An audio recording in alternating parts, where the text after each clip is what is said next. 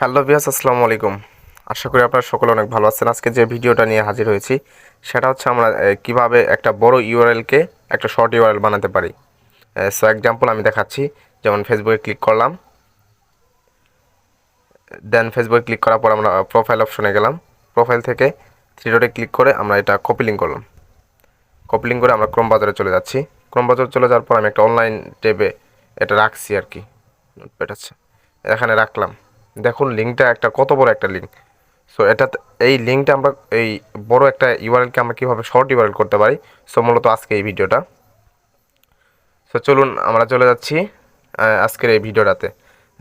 আমরা যে এই কপি লিঙ্কটা করছি, সো এই লিঙ্কটা এখন আমরা একটা ওয়েবসাইটে ঢুকবো। ক্রোম বাজারে গিয়ে একটা ওয়েবসাইট শর্ট ইউআরএল, এই যে উপরের ওয়েবসাইটটা যে দেখতে পাচ্ছেন শর্ট ইউআরএল ডট এটি, এটাতে ক্লিক করবেন।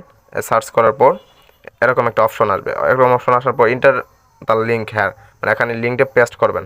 পেস্ট করার পর শর্ট ইউআরএল ক্লিক করবেন। আপনার লিঙ্কটা কিন্তু এত বড় লিঙ্ক থেকে কত ছোটো একটা লিঙ্ক হয়ে যাচ্ছে। আচ্ছা, ওইটা আমরা কপি করে পুরোটাই কপি করে নিচ্ছি। সিলেক্ট অল কপি করে নিচ্ছি এবং অনলাইন পেজে যাচ্ছি। যাওয়ার পর দেখুন আমরা এখানে এই লিঙ্কটা ছেড়ে দিচ্ছি। দেখুন এত বড় লিঙ্ক থেকে কত ছোটো একটা লিঙ্ক হয়ে গেল। সেভাবে আমরা কিন্তু শর্ট ইউআরএল করতে পারি। এখন আবার ভাববেন যে এটা হচ্ছে কি না। সো আমরা এই ইউআরএলটা আমরা সার্চ দিচ্ছি, একদম লাইভ প্রুফ সার্চ দিচ্ছি ক্রোম বাজারে। এই লিঙ্কটা পেস্ট করলাম অ্যান্ড সার্চ, দেখি আমাদের ফেসবুক প্রোফাইলে নিয়ে যায় কিনা।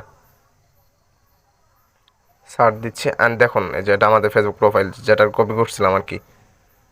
সো মূলত আমরা এভাবেই একটা বড় ইউআরএলকে শর্ট ইউআরএল করতে পারি, যে কোনো ইউআরএল। সো এই ওয়েবসাইটটা দিয়ে আপনারা শর্ট ইউআরএল করতে পারবেন। সো আশা করি ভিডিওটা আপনাদের ভালো লাগছে। সো আজকে মূলত এ পর্যন্তই ছিল ভিডিওটা। আরও নিত্য নতুন ভিডিও আসবে আমাদের ইউটিউব চ্যানেলে। সো চ্যানেলটি যারা যারা সাবস্ক্রাইব করে না, এখনই সাবস্ক্রাইব করে পাশে থাকুন।